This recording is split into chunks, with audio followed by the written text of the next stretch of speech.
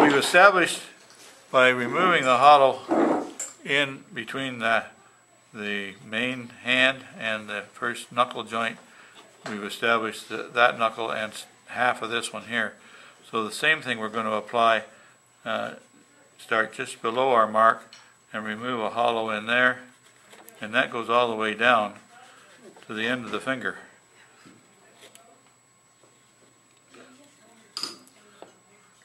So that creates the bottom part of that first knuckle, and that does it. You do that on all three or all four fingers. All right.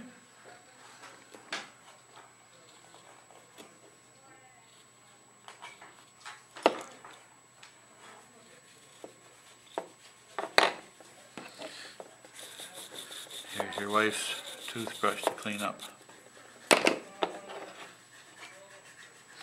If you grab that and just put the edge of the gouge in there, you can make that finger a little bit rounder. I find that I have a tendency not to round it on the section between the two fingers. I don't tend not to round it enough by forcing myself to put that gouge in there and removing a little bit more material. It creates that round effect. And so that creates this set of knuckles here. So we've only got one set of knuckles after that, and that's right close. Now everybody's hand is a little bit different, but on my hand you can see that this knuckle here and this knuckle here, and then we've only got a short knuckle at the end with a fingernail. So if you think of the size of the fingernail, and kind of create that end, that does the same trick. So without a mark on there, you can nearly visualize it by just creating that next little knuckle in there.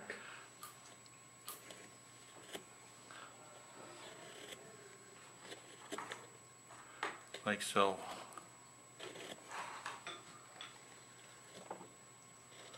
And of course the little finger has smaller shape to it. I don't know whether you can see that very well or not. Zoom in a little bit more. So can you see that there's a hollow there, a hollow there, and a hollow there. So that creates the knuckles. So we've got a knuckle here, we've got a knuckle here, and we've got a knuckle down here. Knuckles on the other side of the room too. A couple of knuckles on the other side of the room too, yeah. Not on the hand, just the head. Okay, so what we've done is we've created the fingers all the way down. Now we got to finish the fingers. We have to go to the end. And in order to create the end of a finger, I'm going to use that same gouge, and I'm going to start at the bottom and I'm going to curve it down. Now, if you look at my finger, there we go. If you look at my finger there, you can see that the finger actually comes out and then goes back and tucks underneath. So and it's round. Okay, so that gouge is the right shape in order to create that. And at the end of the finger, you can see that once again it is round. So the shape of the gouge, can you see it there, is round as well. So it's just simply a question of jabbing that in and kind of making that curvature. And I'll pick the first finger here. I don't know whether you can see that very well.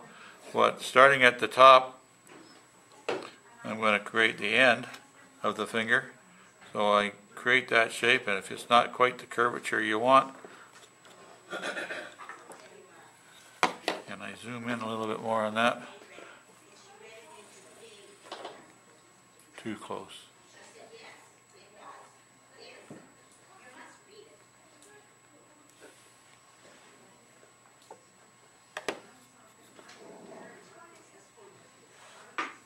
There, that's better. Can you see the round shape on the end of the first finger there? Alright, so that's the first step.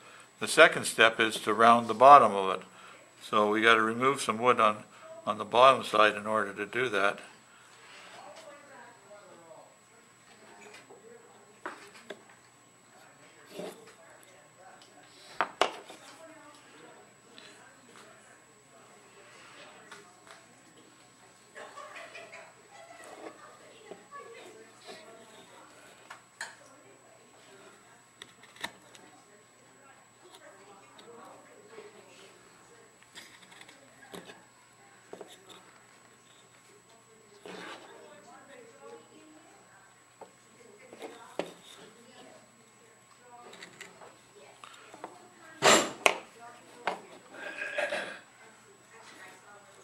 So can you see the round shape now?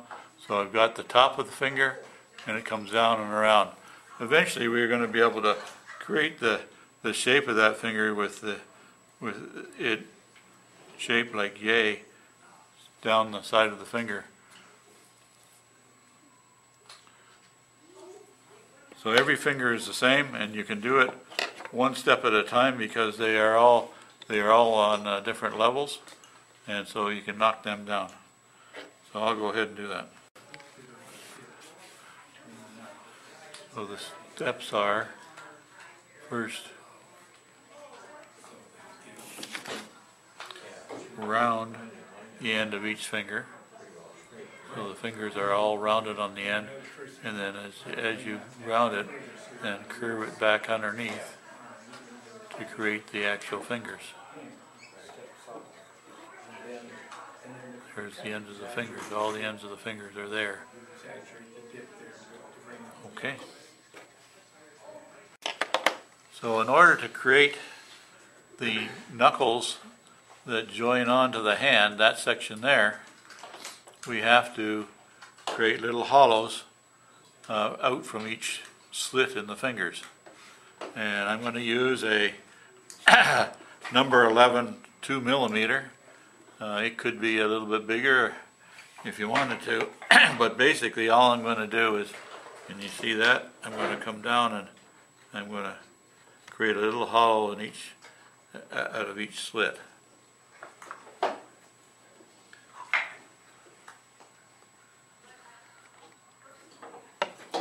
Something like that.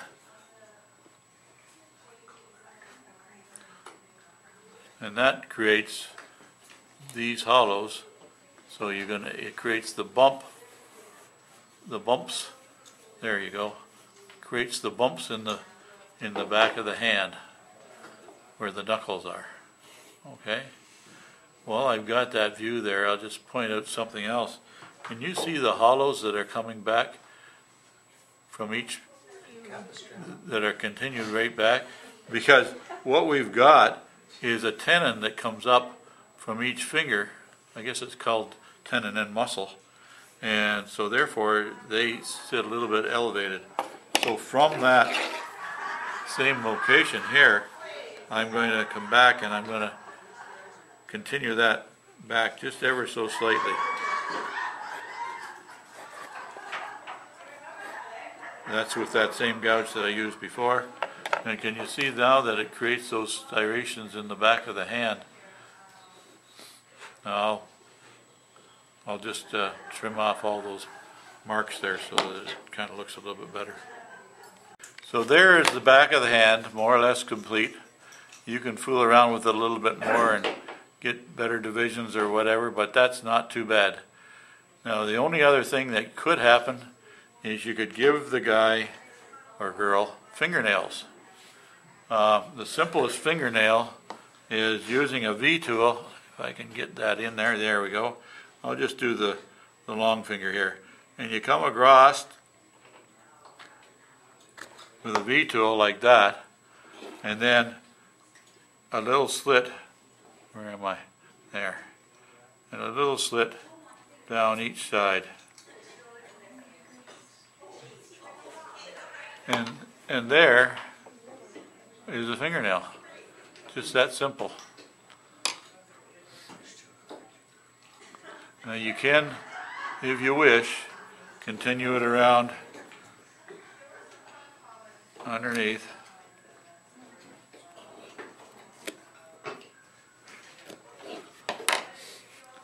So that is a complete fingernail. But all basically you have to do is give the hint of a fingernail, and that will satisfy most everybody who's viewing it.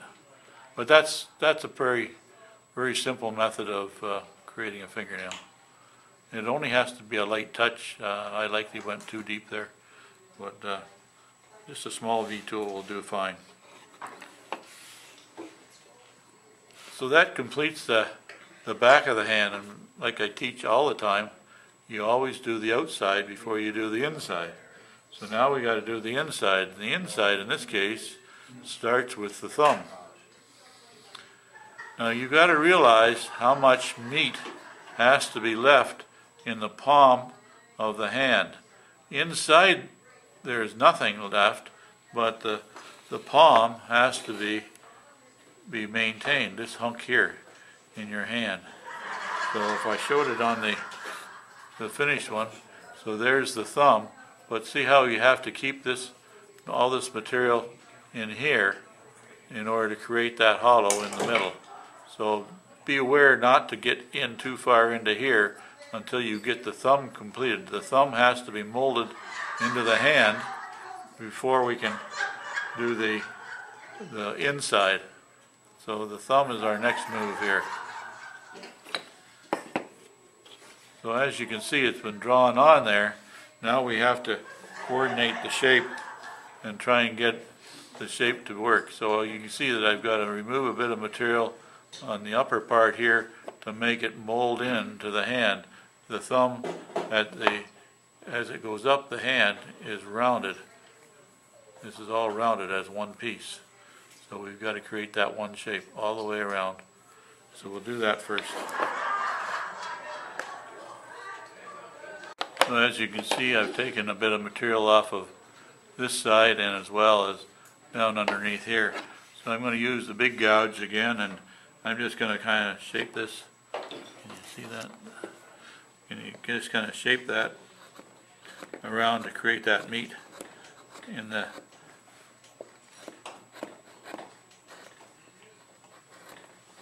back of the thumb.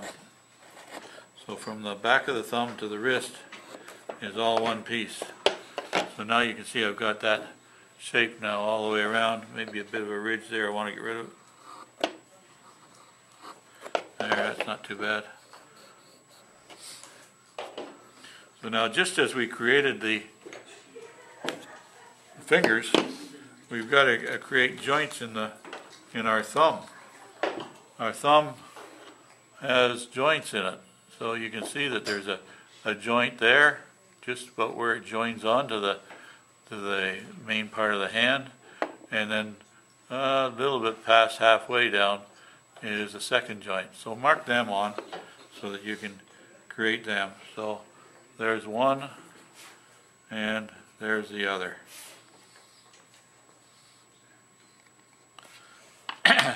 I'm going to go with a bigger gouge this time, a bit wider gouge. It's a number 5 or a number 7, somewhere around a 10 millimeter would work fine. So I'm going to just get that in there, and I'm going to create that first knuckle joint by making a hollow behind it, and then the same with the next one where the thumbnail is going to be. I'm going to create that shape. Notice I haven't done anything with the wood in behind it because I haven't had need to create that shape yet. So I've got a knuckle joint, and I've got a knuckle joint there, and I've got a knuckle joint there. Just round this off a little bit.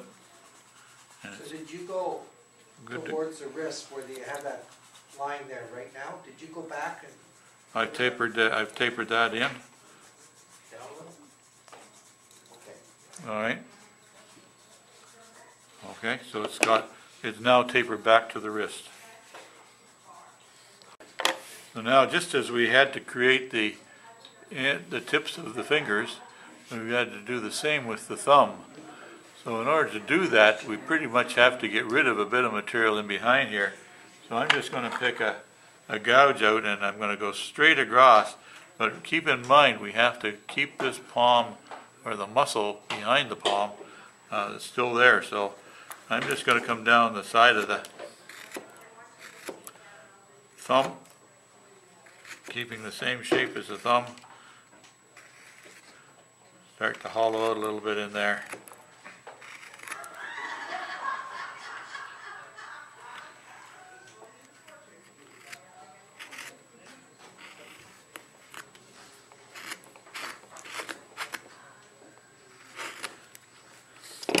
And I'm going to take that same gouge that I used for the end of the fingers, and I'm going to do exactly the same thing. I'm going to start shaping the inside of the thumb by pushing it in and curving it slightly back.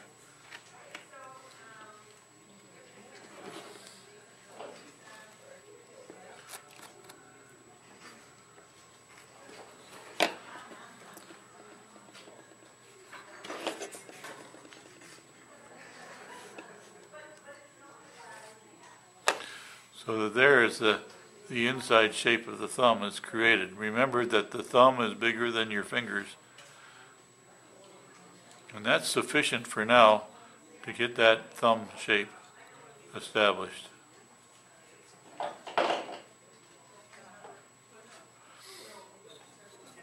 Okay, so you can see that I've drawn on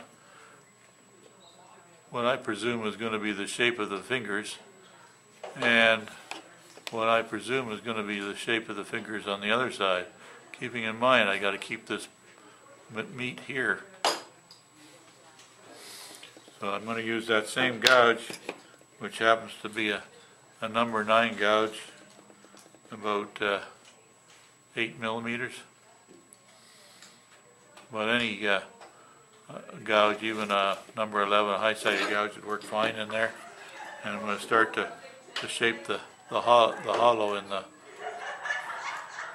back of the underside of the hand.